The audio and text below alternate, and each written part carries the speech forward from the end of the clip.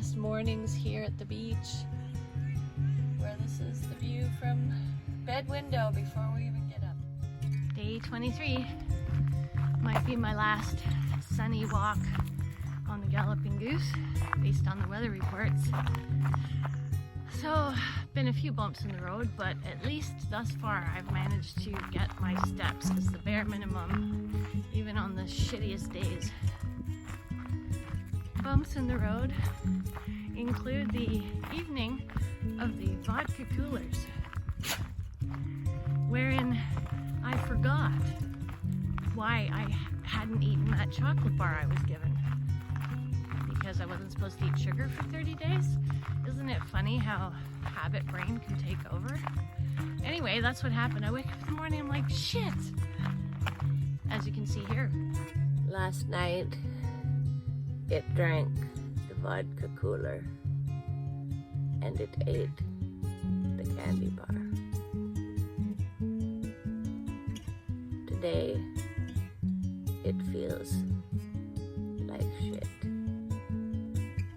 Does it hurt when you do that? Then don't do that. Fuck. So that same day was my visit to Nanaimo, to my mom's best friend, and also the day of doing Layla's birthday. So I did a little bit of that justifying, well, you already screwed up today, why not screw up a little more? You can get it back under control tomorrow. Anyway, so that's what happened on day 22. But I still got my steps. But it was after dark, but I still did it. The bump in the road was day 18, which was the 5th day of my no-calorie fast, where I hit the wall and just had absolutely zero energy. And my ketones were really high that day. And they were really high the next day as well. So I ate some carbs to bring them down, and that seemed to work. So those have been the major stumbling blocks so far. So I have plateaued on my loss of the COVID-15, so you can say now that I have the COVID-7 or 7.5, which, hey, in the amount of time, I'll take it.